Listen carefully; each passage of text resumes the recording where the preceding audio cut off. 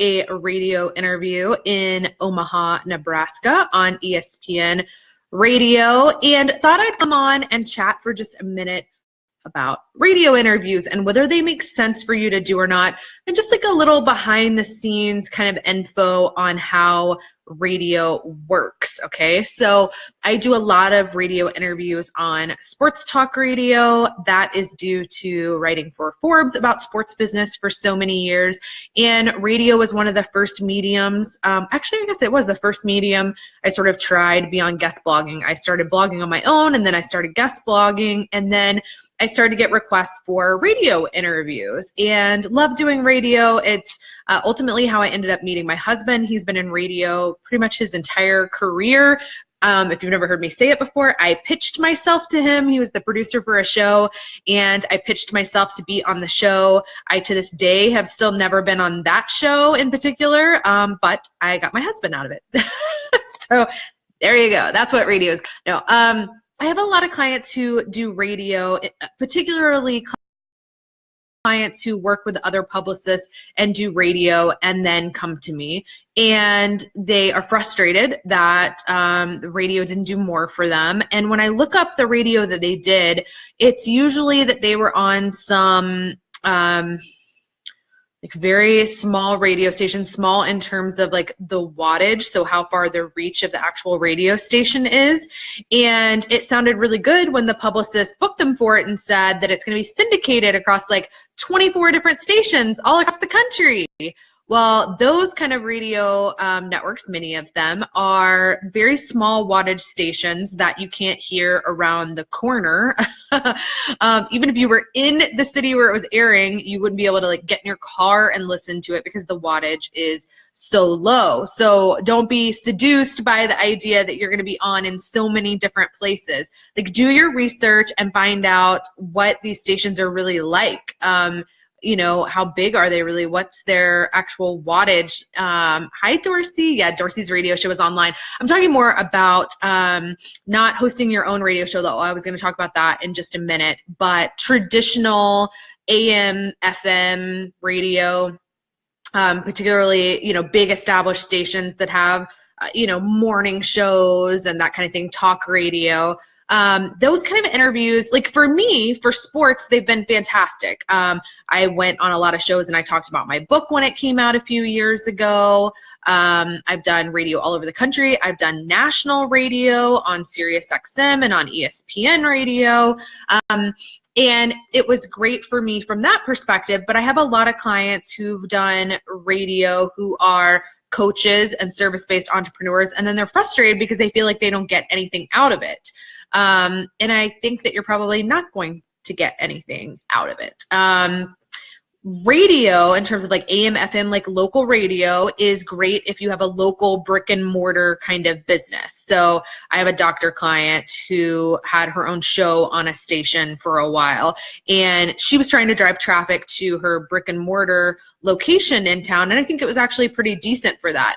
The sort of secret there is a lot of people who have radio shows, even on big major stations in big major cities, a lot of them buy their airtime. Then they're allowed to sell the ads on the show and recoup their money that way. But I know sometimes it sounds like a big deal when somebody has their own radio show on like a Thursday night or Saturday morning or whatever, but they may be buying that time. So I want you to keep in that in mind. It doesn't mean that they're, you know, better than you or someone reached out to them and thought they were more qualified. It may be just that they were willing to buy the time. And again, my experience has been, and my husband has worked in radio for his entire career, for like almost 25 years, and he would back me up and say the exact same thing. As a matter of fact, we've done a joint live before together where we've talked about this. And he always says it's really only good for local kind of brick and mortar businesses. So not to say that you shouldn't do it, I just want you to go into these radio interviews with the right expectations. Now, being on radio can still sound great. I don't know what just happened, but my dog and two of my cats are upstairs in the loft right above me, and there was just some sort of like big crash and scrambling around. So it's probably one of the cats tormenting the dog. But I don't hear like whimpers. Nobody seems hurt, so hopefully they're okay.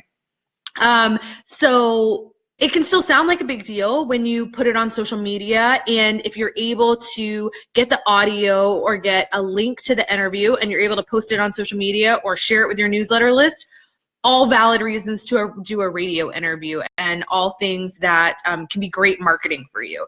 I just don't want you to go on the radio thinking that all these people are going to listen and they're going to go to your website and they're going to book a call with you and buy your stuff. And we just don't see that happen that often with radio, to be quite honest. Even for the advertisers who pay for their time, sometimes that's hard to track. So I don't mind, by all means, do radio if you get the opportunity. I just want you to go into it with the right expectations of what it's going to do for you and how you can use it and leverage it for your business.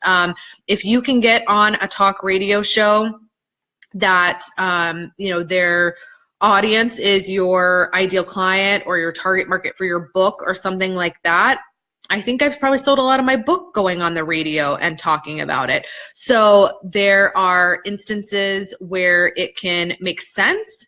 But most radio shows have a very local audience, and it's usually a very wide and varied audience. And so it's tough to go on and really reach the right people. Now, for me, because I can go on sports talk radio and I had a sports book, it was a niche station and I was in the niche and I was writing in that niche. And so it worked for me, but doesn't work for everyone. If you're say a health coach, even if you go on like a morning talk show on your local radio station, not everybody who's going to be tuning into that program is necessarily interested in losing weight or in, I'm trying to think of other kind of health related stuff that you guys do, or in taking supplements or whatever it is. So if you want to ask me about your individual kind of case and tell me what you were thinking about in terms of going on radio and what you were hoping it would do for you, I'm happy to tell you what I think about it and whether it makes sense and whether your expectations are in line with what I think you'll experience